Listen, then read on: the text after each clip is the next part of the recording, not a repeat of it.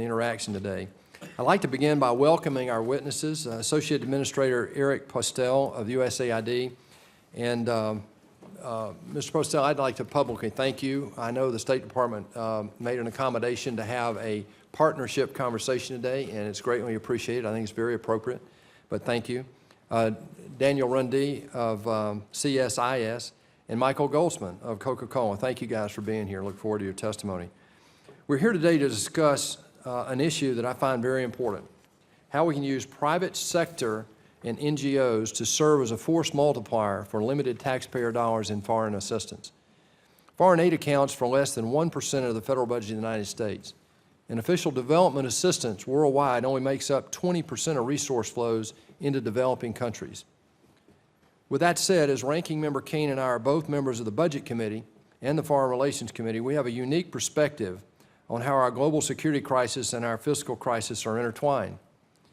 Even though foreign aid is less than 1% of the federal budget, I keep that in perspective in the fact that in our current fiscal situation, every dollar we spend on the State Department and USAID technically in the United States is borrowed. And so it behooves us to be very responsible about that in terms of how we invest it. And I think this leverage that we get, this natural leverage with the partnerships, is extremely important today given the needs around the world.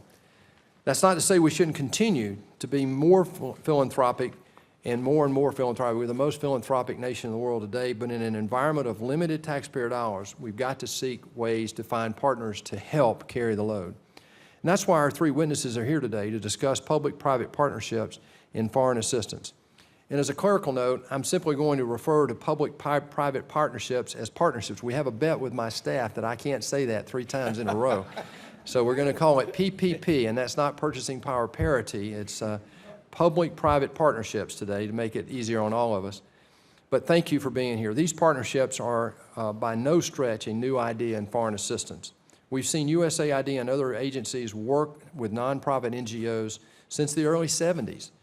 However, in the 21st century, a new world of public-private engagement in development has emerged, a new model marked by common objectives, joint planning, mutual resource contributions, and shared risk.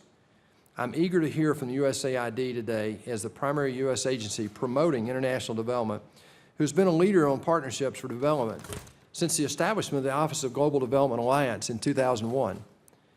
I also look forward to hearing from Mr. Runde about who not only served in that very Office of GDA in the last administration, but now studies development issues for the think tank perspective at CSIS.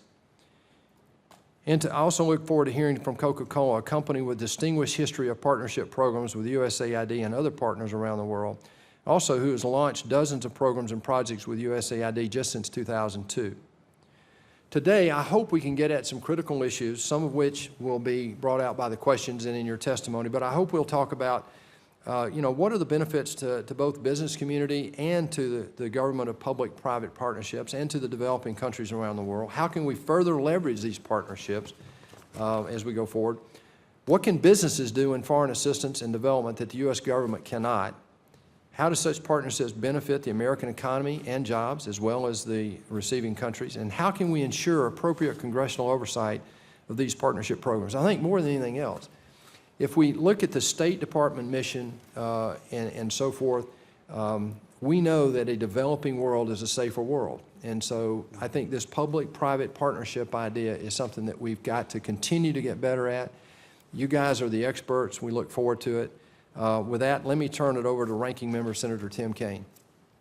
Thank you, Mr. Chair, and thanks to the witnesses and to all who are in attendance. I'll say to the witnesses, one of the great things about coming during the summer, especially to testify, is you get a chance to inspire altruistic young people. You know, the fellows and interns that we have who work in our offices, especially during the summer, love hearings like this, and the ones that come are the ones who are really interested in this topic. So in addition to educating us, we've got some folks here in the audience who I know are really excited to hear what you have to say.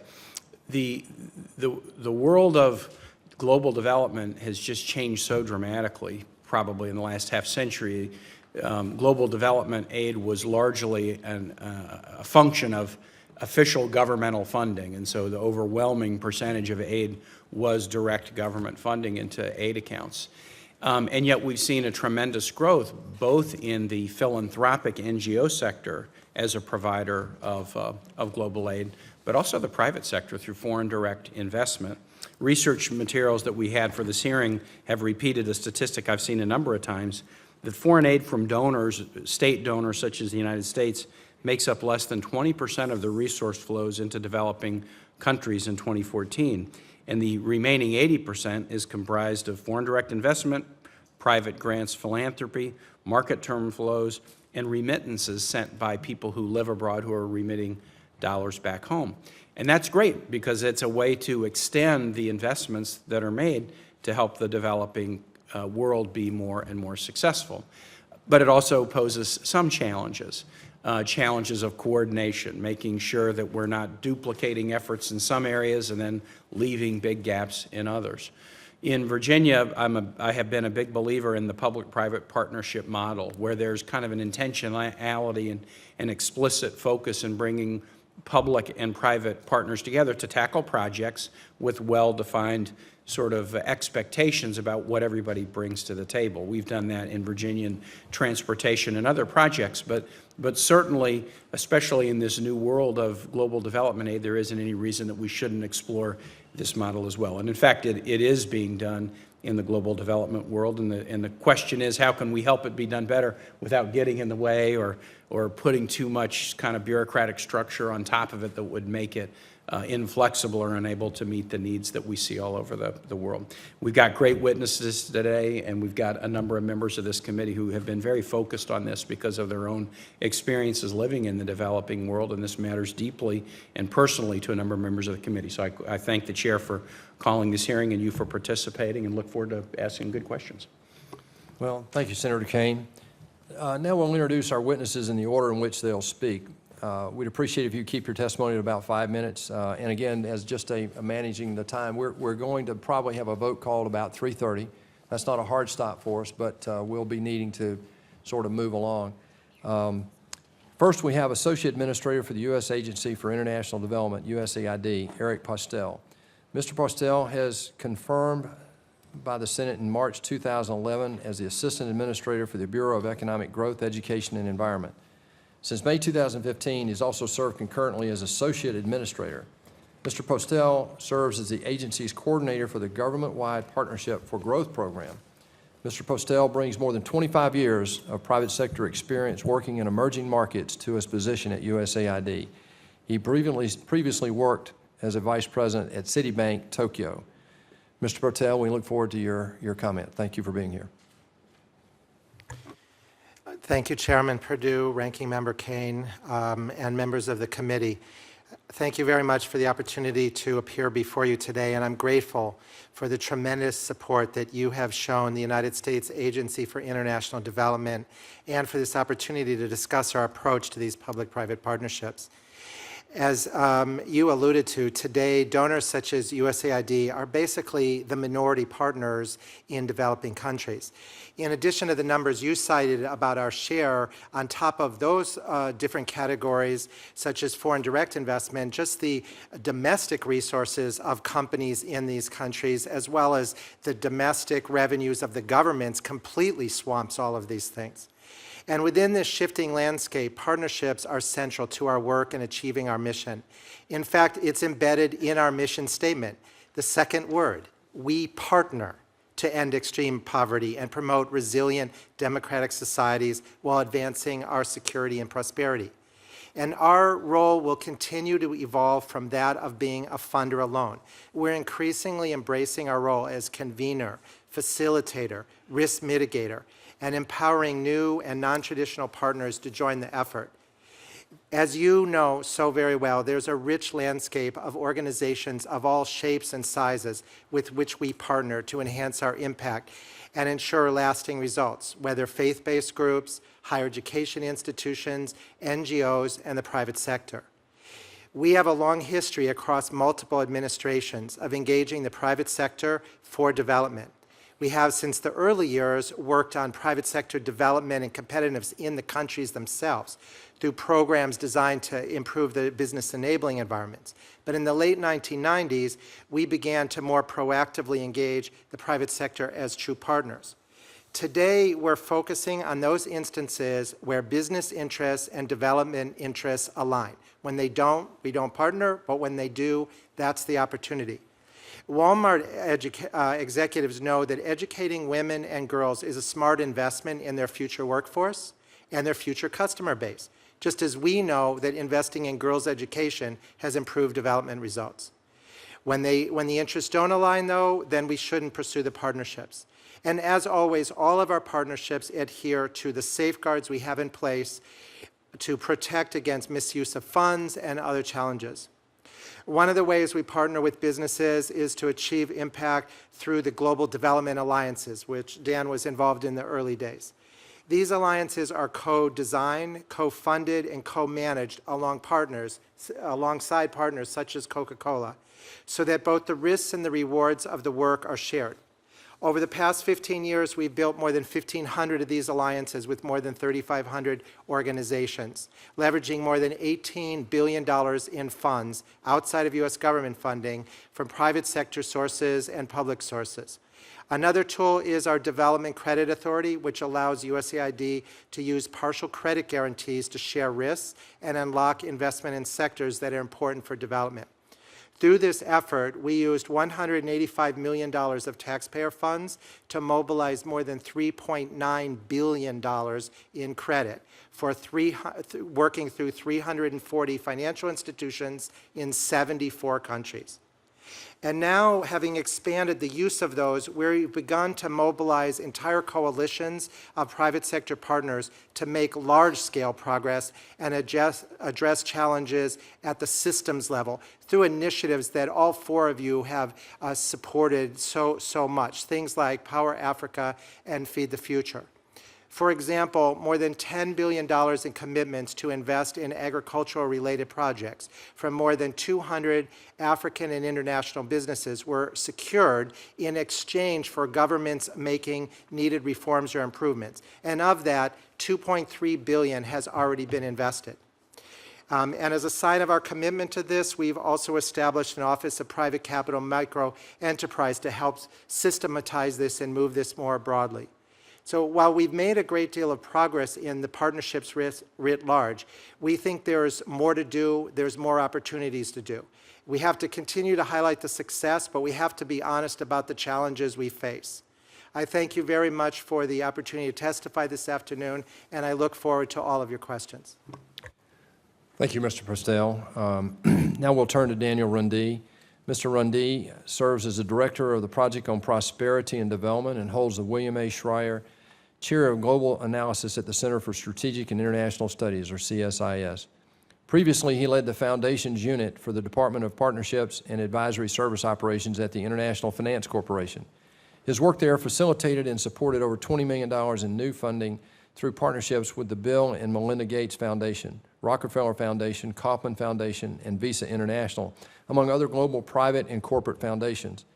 Previously, Mr. Runde was Director of Office of Global Development Alliances at the U.S. Agency for International Development, or USAID. His efforts there leveraged $4.8 billion through 100 direct alliances and 300 others through training and technical assistance. Mr. Runde, we look forward to your testimony. Thank you. Thank you very much. It's an honor and privilege to be here to speak before this committee. I speak before you as someone who's written a series of studies on this topic and has worked on these issues for a long time. I have three main points for the committee. The first is that this is not your grandparents' developing world, that it's richer, freer, and more capable. And that second, the way in which we, when I mean we, the West, donors, think tankers, policymakers, think about how development happens, we need to think differently about it and include a much more central role for both the private sector, the for-profit private sector, and host country governments because of these changes. And then third, the U.S. government and others are adapting to this changed world, but we need to go yet farther so that our limited resources can go farther. And so my bumper sticker would be that we have to think of the United States and other aid donors as not the largest wallet in the room, but the most catalytic wallet in the room. So there's still a very important role for foreign assistance. It matters, but we have to think of it in a different way, and we have to change our mindset around it. So let me start with this issue about the world has changed and it's not our grandparents' developing world. So if you look at a whole series of measures, many of the countries that make up the developing world, let's say there are 100 of them, about 80 of them are on a path to being wealthier, freer, healthier, and more capable of paying for their own health. They're more paying for their own education and other public goods that development assistance provides. But it's also important to note something else that's happened. Increasingly, many countries are able to collect a lot more taxes. Eric Postal and AID have done a lot of work on this, but that there's a lot more taxes. What the fancy term in our business is called domestic resource mobilization. I wrote a report on this. If you have trouble sleeping at night, you can read my report on taxes and development, but it's actually very, very important, and it's a huge force of change.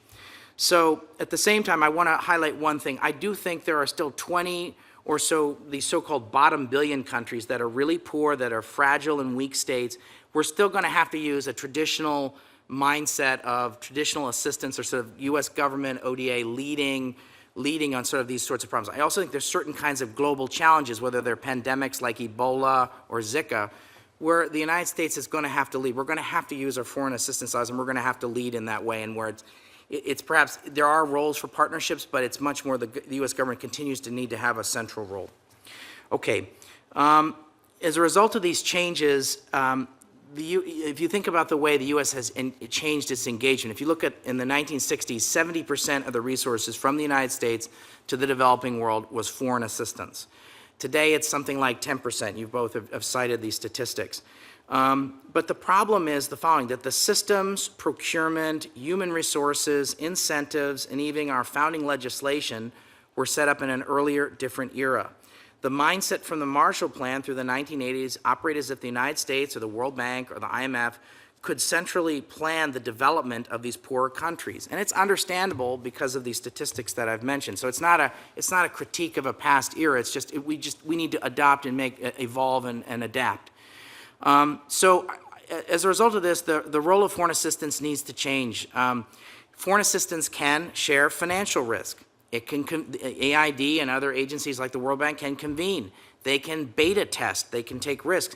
They can also put forward glue money or help force certain kinds of difficult policy conversations. AID and others offer world-class and often unique capacities and technical and program design expertise. So I think they're going to have to, though, work even more closely with these larger forces that are out there. And these forces, by that I mean taxes in developing countries, foreign direct investment, local capital markets, and so because these are much larger forces, and they dwarf ODA or development dollars. The other thing is, and so I think as we think about this changed landscape, we want to think about how we work more closely with the private sector. We certainly work in partnership, and Eric has referenced that. I want to just signify that public-private partnerships are not a Republican thing or a Democratic thing. Secretary Powell and my friend Andrew Natsios, when he was the head of AID, helped support getting that off the ground, and then Secretary Clinton, when she was Secretary of State, worked very hard to evangelize on partnerships and operated in a multi-sector partnership way.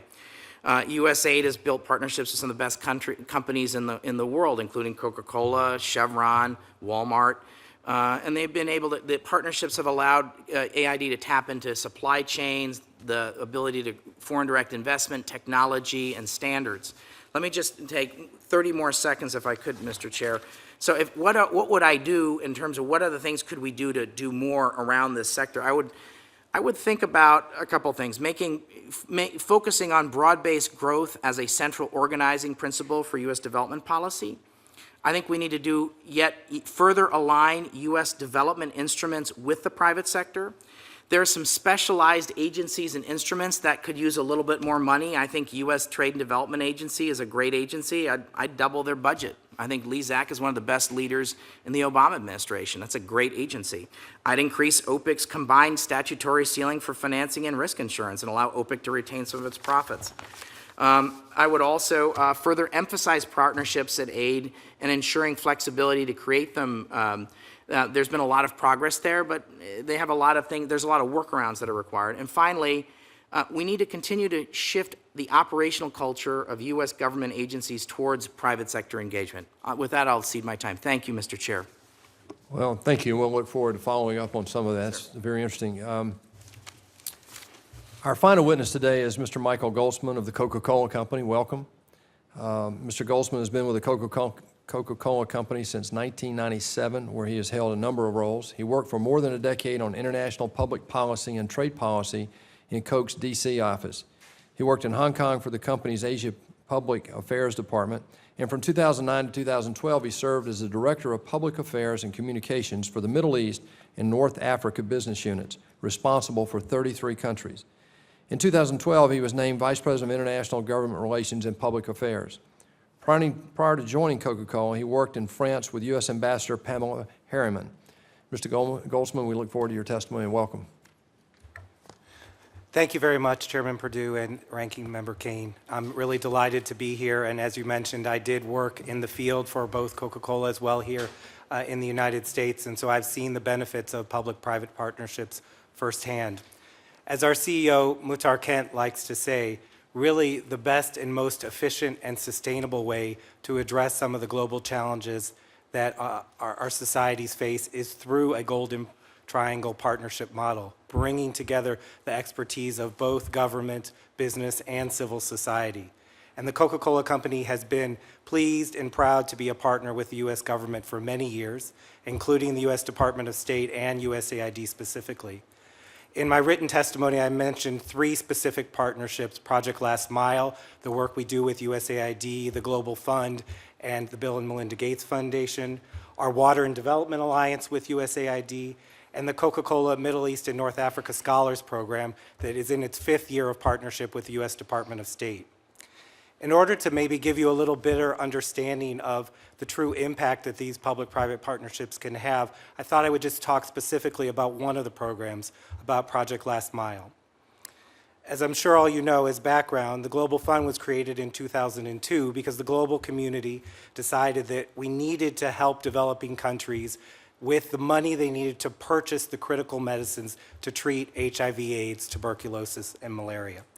The U.S. government and other major governments were the biggest donors and provided massive funding to these countries to purchase the needed medications. And through Project Last Mile, we are ensuring that these medications truly reach the last mile. We are leveraging Coca-Cola's supply, distribution, and marketing expertise to help build capability in African ministries of health so they can do their job better. For example, we are using Coca-Cola's route-to-market expertise to help governments think about the most effective and efficient distribution models. We are benchmarking Coca-Cola's best practices for tracking how we measure our beverages that are out of stock and helping governments think how they measure and create better systems to track out of stocks of these critical medicines. We are sharing our guidelines for how we repair and maintain our stock of refrigerators in the market that cool our beverages, and to help the governments do the same thing for their refrigerators that take care of the vaccines. And we are sharing our human resource systems and our marketing expertise similarly with the governments. So what impact has all of this work had? When we started Project Last Mile at the beginning, out of stocks in Tanzania, 1 out of 2 times that you went to your local clinic, your medicine was not available. Today, 8 out of 10 times that you go there, your medicine is available.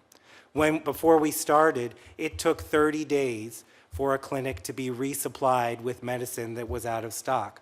Today, it takes 5 days. Before, there were no individual objectives for ministry employees. And today, using Coca-Cola's performance management system, all ministry employees have individual performance objectives. And this allows the ministry to develop incentive programs to incentivize better performance. In terms of third-party suppliers that often are the distributors for many governments, before in Mozambique, there was no third-party contract management system. And now using the system that Coca-Cola partnered for our use of third-party contractors, the ministry has a benchmark for doing that and is able to measure what they are paying against other private sector actors. And finally, in terms of refrigeration, prior to us going into work with the ministry in Ghana, they were using 80 types of refrigerators and had high rates of breakdown for their refrigeration systems. Coca-Cola uses less than 10, does preventive maintenance on all of its refrigerators, and therefore we've been able to help them create a benchmark for how they could improve their refrigerator uptime. All of this means that together, USAID, the Global Fund, and Coca-Cola are building capability within African governments and maximizing the spending that the US government is already allocating by making that spending more efficient, using the latest private sector models for distribution, supply chain efficiency, and to ensure a steady supply of all of these critical medicines. I'm happy to talk about the other partnerships later on and answer any of your questions. Thank you. Well, thanks to all three of you. In light of the time, I'm going to be very brief, and I'll just have one question now and defer the rest until later, and make sure the other members get a chance to ask their question before the vote. You know, today we've got a global situation that's unlike any time in my lifetime, maybe in the history of the world, with 65 million people somewhere in the world having lost their home. And they're wandering around somewhere. You know, a few months ago, a few of us have made, and all of us have made trips to visit with these refugees and so forth, but this is not going to go away. And even if we could stop the fighting today, let's take Syria as an example, what would these people go home to? And so I think you've got a growing third class of developing country, if you will. You've got the first class that's sort of developing and it's richer and freer, as you said, and then there's this second tier that's just getting started, and you've got to be kind of traditional in that approach, you said. And now there's this third that possibly was a developed country, has been torn about by war. I'd like all three of you, from your different perspectives, you got a private player here, a very big one in Coca-Cola that can represent the other privates, and two great players from the state participation. How can we look at that in this PPP model to come up with possibly a Marshall Plan, if you will, for the 21st century relative to some of these countries in the Middle East and now in sub-Saharan Africa, where we've got some failed states?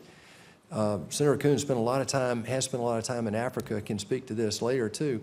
But I'm interested in your feedback about how we should be thinking about it legislatively up here relative to how we can help the PPP model. Can it be a player in this new generation of need? Thank you for your question, Senator. For my comments, I would say that one thing that we've learned in some of the other post-crisis countries is that there's a whole series of stages to this. Immediately after a terrible tragedy like this, we've seen that big multinational investors may be more conservative and be, cautious and say, I don't know if it's time yet. And the first people we see going in to make investments and help rebuild the country are often the diaspora.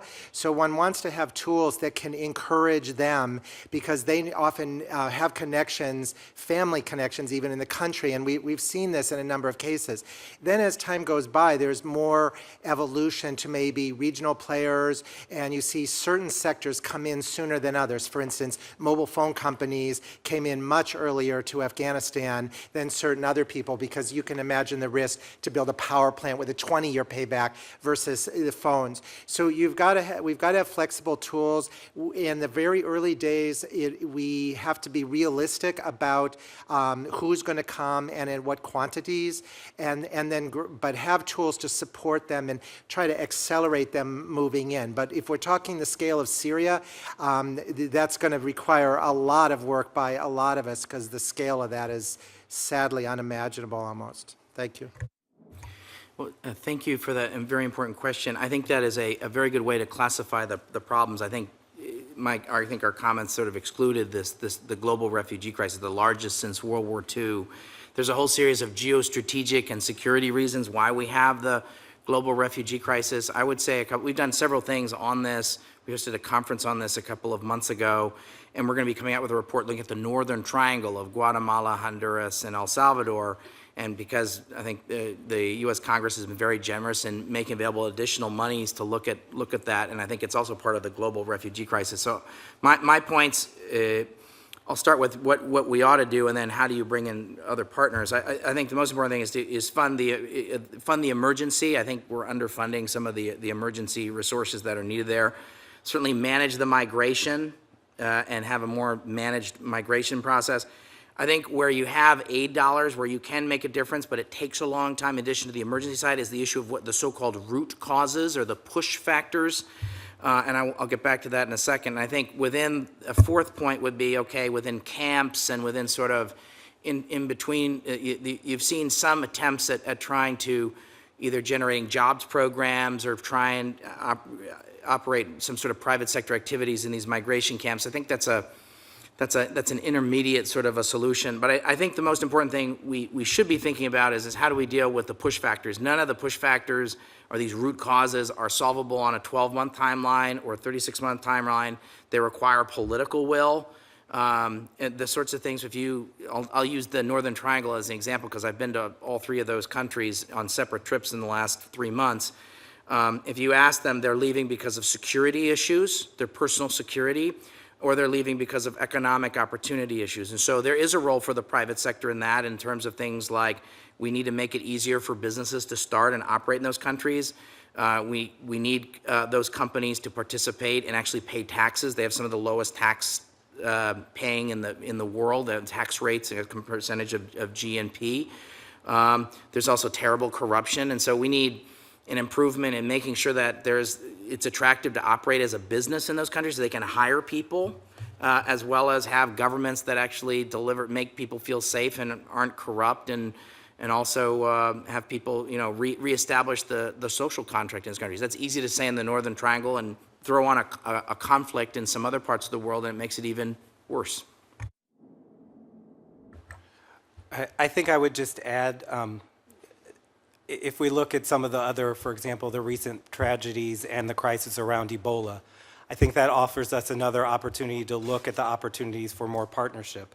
Certainly there's a need for greater coordination and creating mechanisms that actually empower the local governments to be the ones doing that coordination. Coca-Cola did a lot with its local businesses in each of the Ebola countries, and we needed to be able to really funnel in and use that crisis as a way of creating capability in the local government to manage the next crisis that will come, as opposed to just coming in and doing it for them. I think the other thing is really creating that opportunity for flexibility in the partnership so that all kinds of actors, as my colleagues have said, can come in and contribute to that in a way that really goes to their expertise and their ability to contribute. And we'd always have the mechanism for people to do that. Thank you. We'll move to the ranking member now. If I could, Mr. Chair, I'd like to defer my questions and swap places with Senator Coons for his purposes of time. Thank you, Chairman Perdue. Ranking Member Kaine, thank you for convening the hearing, and thank you for your great work in this area. And to my good friend, Senator Isaacson. I'll just start, Mr. Goldsman, by saying that I think I first visited a Coca-Cola project, a water purity project in the field at the instigation of my good friend, Senator Isaacson, when we were in West Africa together 5 years ago. And I got a chance to see in 2014 the work you did, and many others did, from the private sector in the response to Ebola in Liberia, and was genuinely impressed and grateful for the work of many in the private sector in the response to that particular crisis. Let me ask three brief questions, if I might, and if the other two members of the panel might give whatever response you choose to these.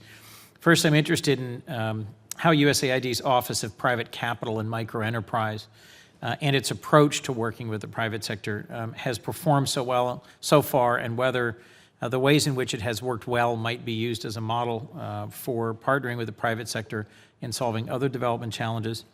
Second, a question about OPIC and whether an empowered OPIC or a U.S. Development Finance Corporation might make a bigger difference in deploying private capital. And last, Mr. Goldsman, you mentioned engaging the diaspora is often an important early stage response mechanism where there's countries that are genuinely torn apart by violence, as the chairman had suggested. Any further thoughts on how to more effectively engage the diaspora, and given the press of time, if you'd just keep your answers concise, I'd appreciate it. Thank you, Mr. Chairman. Thank you, Senator Kaine. Thank you for your question, Senator. The private capital group, the staff of that came out of prior efforts. They literally were the folks that worked on the Feed the Future commitments and the Power Africa commitments. So basically what they're trying to do now is to work with the rest of the agency to take this to other sectors and other country teams and things like that. So it's early days, but they're making progress either on trying to develop some innovative specific transactions, like there's one they've been working on in solar energy, as well as more sectoral-wide things. Like if you talk to African entrepreneurs, they will agree that among the most conservative investors out there are African pension funds due to some local rules and regulations in those countries. So that office is looking to try to work with all those pension funds, marry it up with United States experts to try to unlock some of that. It's another source of capital. And then I'll just briefly say that we are very supportive of both OPIC and our Development Credit Authority having a little more freedom to fly, as it were. It's amazing how both of them, they have special OE accounts, which the profits from the operations will repay, and yet they don't have the flexibility to add even 3 or 4 more people that can let them do more projects. So there's some really simple fixes, and we're really supportive of our colleagues at OPIC, as well as we see the same thing in DCA. Thank you. Okay, thank you. Those are really, thank you very much, Senator. Just let me start with the issue of OPIC. I've done a lot of work on development finance. I've worked at a development finance institution. I've had past lives. I would just say a couple things. If you look at the growth of development finance investments catalyzed is growing at, if you go back to the year 2000 to now, if you look at all the different donor countries that have DFIs like OPIC, the amount of investments have increased 7 times, so from $10 billion to about $77 billion. And in the same period, ODA, with, traditional development assistance, mainly through grants and loans, has gone from about $60 billion to $130 billion. So it's increased 2 times. So my thesis is that sometime in the near future, those lines are going to cross. So OPIC and DFIs are going to be, because of this changed world we're talking about, and including things like the Development Credit Authority or the Office of Private Capital, these are increasingly going to be important parts of how the United States engages with the world. I will also make a plug. I think Elizabeth Littlefield is a great leader of OPIC. I'm sorry, I will say that for the record. But I think I'll agree. And I think that we need. I do think though that her biggest constraint is FTEs, meaning bodies. She's got something like 200 bodies. I think she had to fight to get 1 person overseas. I do think that OPIC more or less is the development finance institution. I think there's some great ideas from some of my colleagues in other think tanks about a development finance bank. That may be hard to do, but I think if we could get at this in pieces and move at this incrementally, so increase the number of FTEs, allow OPIC to either have some additional flexibility. The one that's often talked about is equity authority. It's a longer conversation, but I would say, given the way the world is going, we're going to want to use instruments that work more closely with foreign direct investment. I also think in an era with the Asia Infrastructure Investment Bank, I think there's a before and after the AIIB, and so I think we have to think more strategically about how we offer developing countries in this first category that the Senator was talking about in terms of these countries that are growing. What they want from us oftentimes is infrastructure. And so I think we're going to have to think differently about infrastructure. That means TDA, that means OPIC, and it means certain kinds of technical assistance as well from AID. So we're going to have to think strategically about it. So I think OPIC should be bigger and is going to be bigger because that's the way the world is going. The only thing I would add is with regard to your last question about engaging the diaspora. I just would note Coca-Cola is a supporter of a network called the Global Shapers. It's part of the World Economic Forum. It's for the under 30 crowd. And if we look at what happened after the Nepal earthquake or after the earthquake in Ecuador earlier this year, those groups were mobilized in their local municipal hubs very quickly. So I think there's an opportunity to really use technology and the crowdfunding work that's already going on and to try to tap into that and maybe help governments create the resources and the platforms that allow the diaspora community to really immediately plug in both with their funding and expertise in the event of such a crisis. Thank you. Senator Isaacson. Thank you, Mr. Chairman. I think the record should reflect that when Coca-Cola shows up, all of Georgia's senators show up. With all due respect, Mr. Postel and Mr. Runde, that's one of the main reasons both of us came. You know, I'm one of those people that got elected to the United States Senate thinking I could balance the budget and end the deficit by just doing away with foreign assistance. I beat my chest on that message in my campaigns, and I came up here and realized that foreign assistance was less than 0.8% of discretionary appropriation. Yet it was 100% of the opportunity to grow America's markets around the world for our companies like Coca-Cola and others. And I've seen the great difference foreign investment can make, and I think USAID does an unbelievably phenomenal job for our country and for the world. And I'm proud to be a big supporter of what you do, Mr. Postel. But for those, in reference to what Tim Kaine said, or Senator Kaine said about our interns coming to see what marvelous things, examples of marvelous things that can happen. I want to tell you a brief story about Coca-Cola and what they're doing in Africa.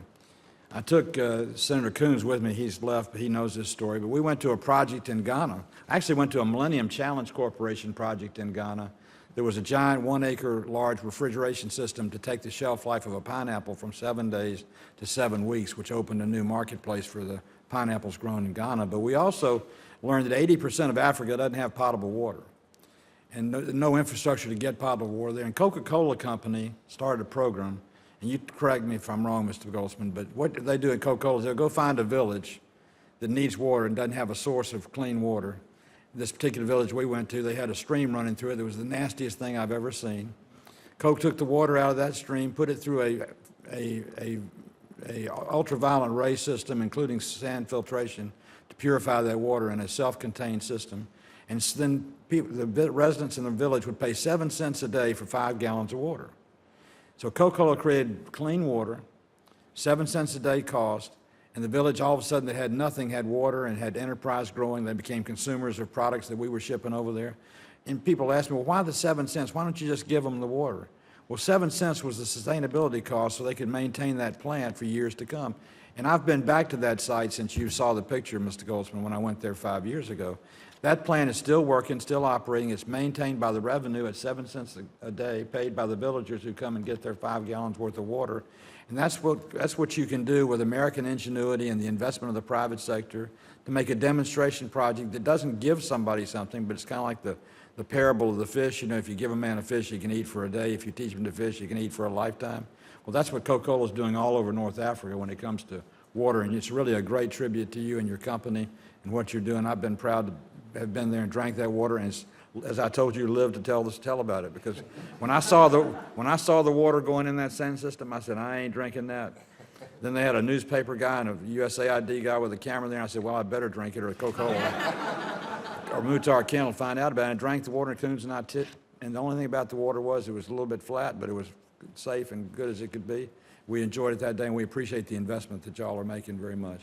And as far as USAID is concerned, for America's business and America's place in the world, our job is to be a catalyst for countries that don't have what we have, to be able to build the infrastructure to get what we have, not because we give it to them, but because we show them a way, because we make a down payment on an investment in those countries in return for getting them to correct some of their ways.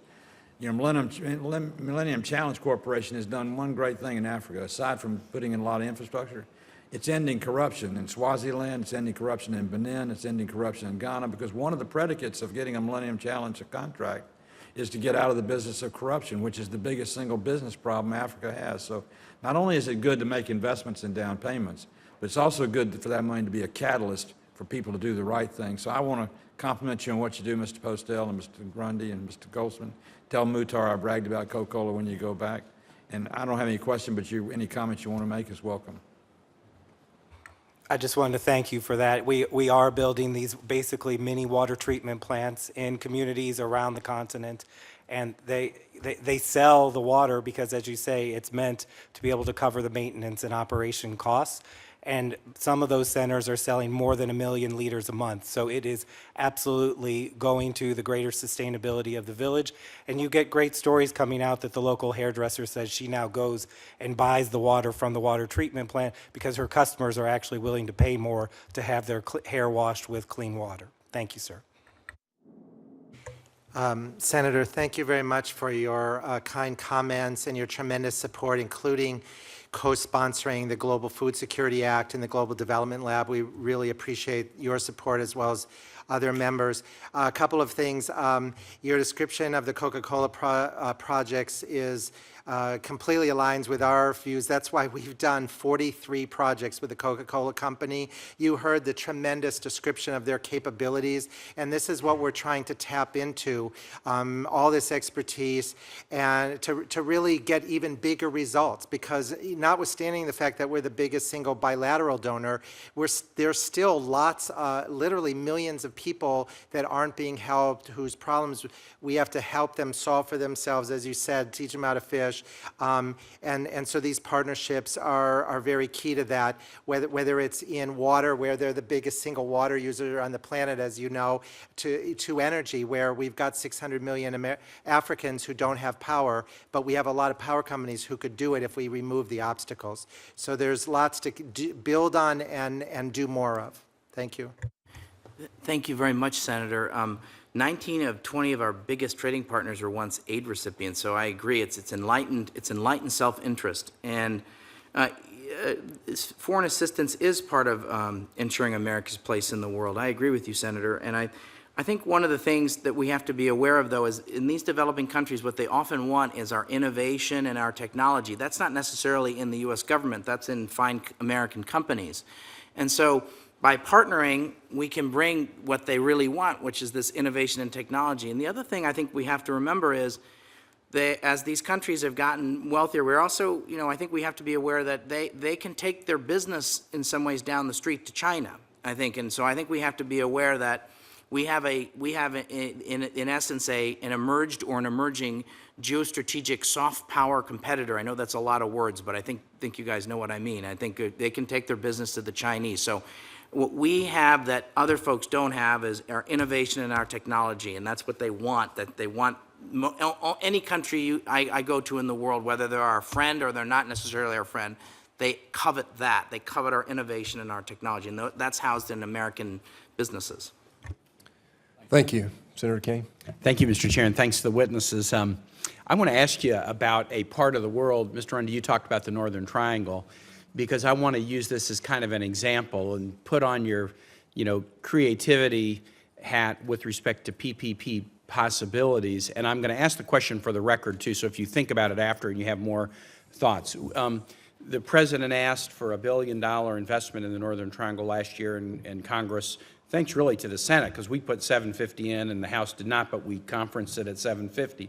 So we're making an investment in the 3 countries of the Northern Triangle. The President has asked that be repeated. We're seeing in these neighboring countries that we're very closely connected to, a lot of folks from these areas, their families live here.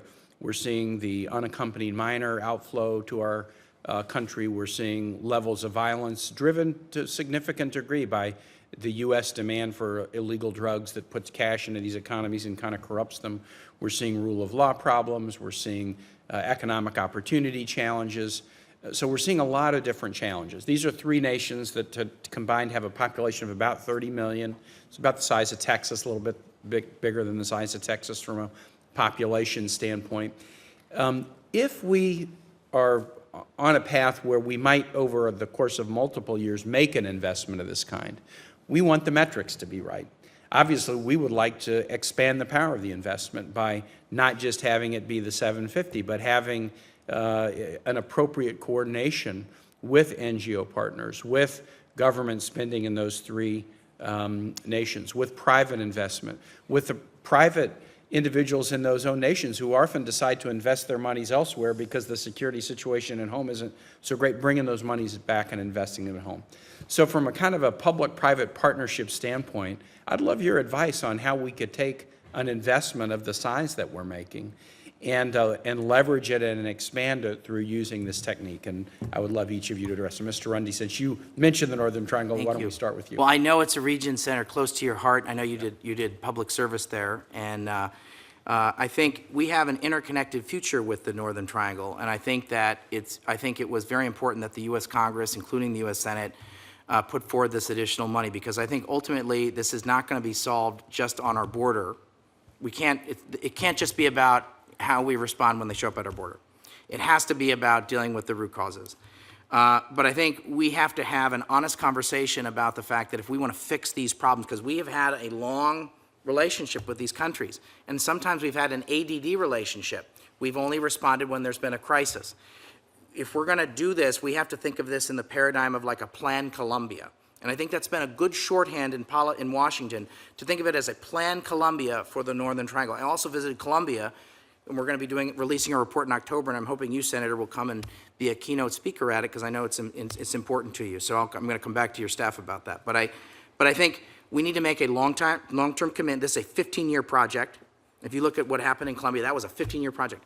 We're going to need a lot of political will in those three countries.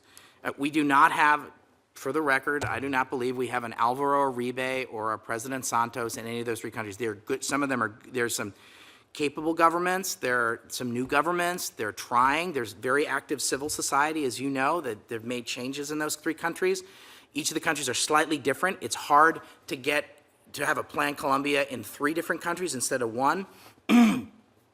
I do think, I think you've identified the problems. If you ask the children when they leave, they say, my biggest concern, at least in the countries of Honduras and El Salvador, is security.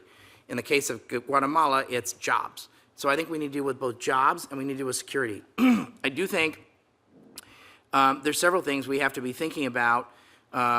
In parts of these countries, the state has never existed, as you well know, Senator. I mean, I think there are parts of the western highlands of Guatemala that's never seen that you can't go to a high school degree there. You don't have a police station. You don't have a hospital. You have roads.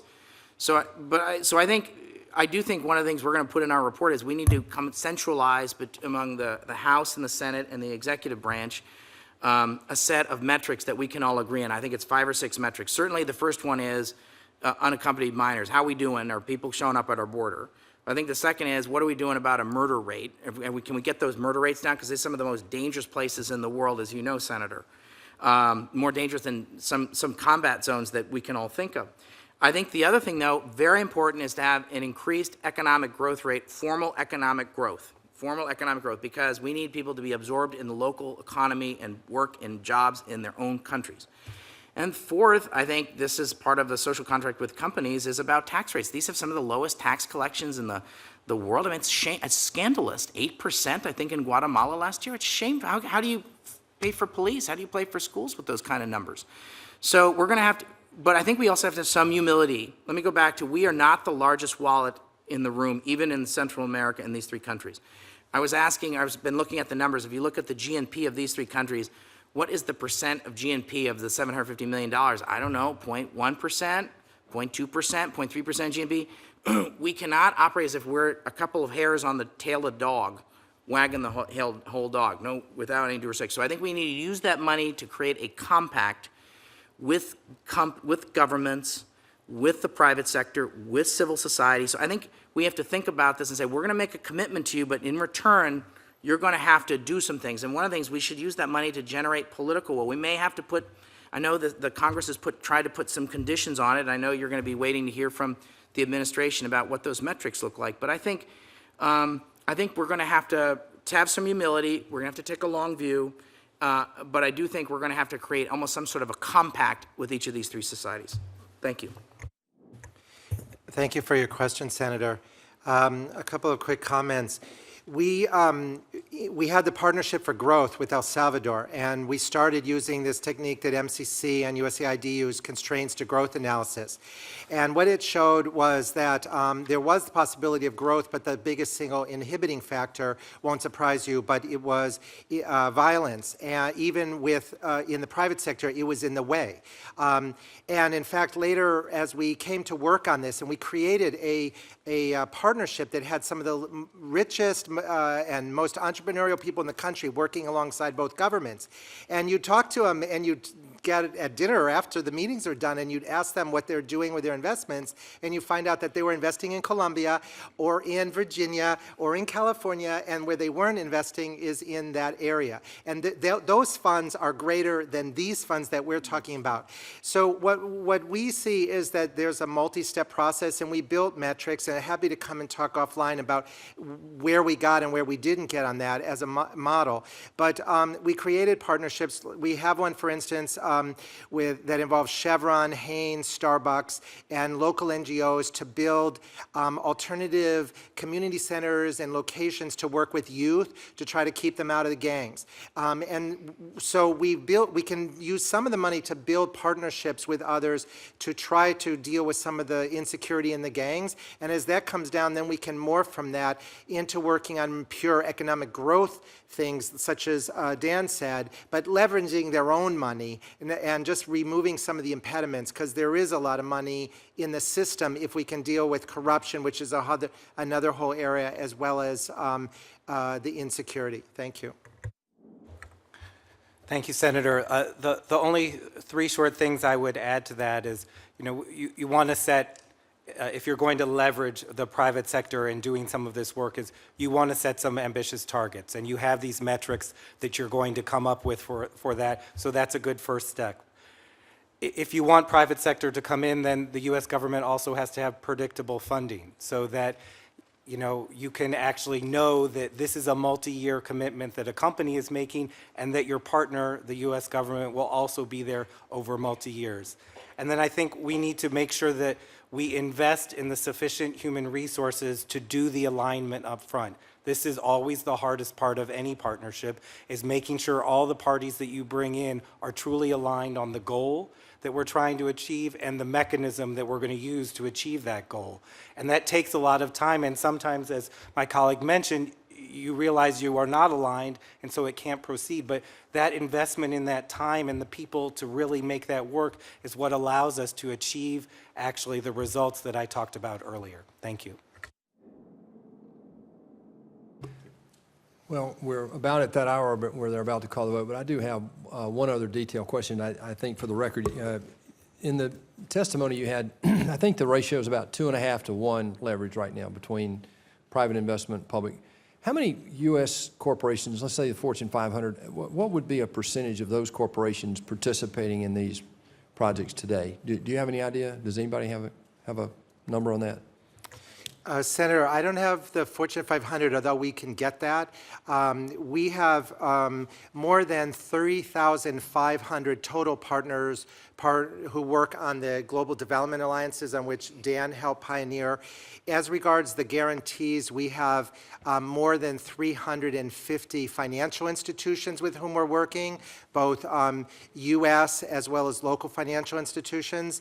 And then if you go writ large on all forms of partnerships, the numbers are in the thousands. Feed the Future alone counts, using slightly different counting, but 4,000 different partners. And how do you coordinate with IMF and World Bank investments in this area? Do they partner with you at all? We do partner with them a lot on a lot of different spheres. We have an MOU with them, for instance, in Power Africa, where we're coordinating carefully. And sometimes there's deals that might involve several different parties doing different things. For instance, one of the first big Power Africa deals is Lake Turkana wind project, 310 megawatts in Kenya. OPIC has a big piece of that, but then there's another piece of the project that was done by the African Development Bank and Norwegian Development Agency. Sometimes the deals are so big we need different people sticking to their competencies, but you put the pieces together to get the whole. Understood. And just one last question. I'm interested in the ratios here.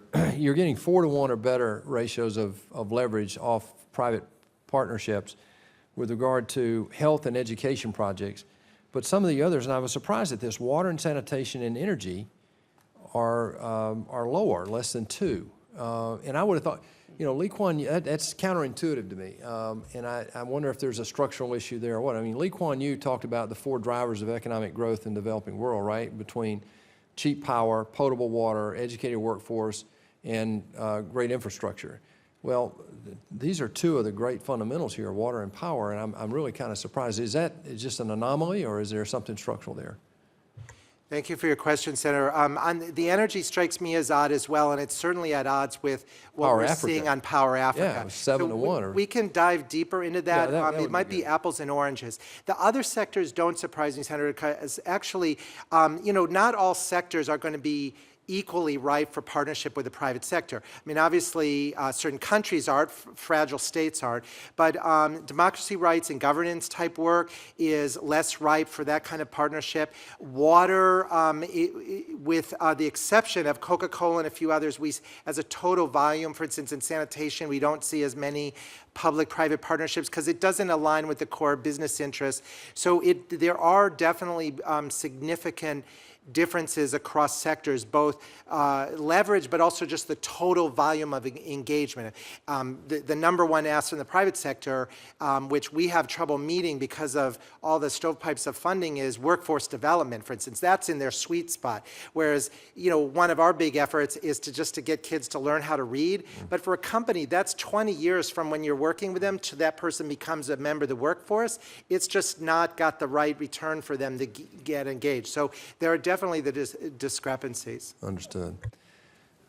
Unless you have any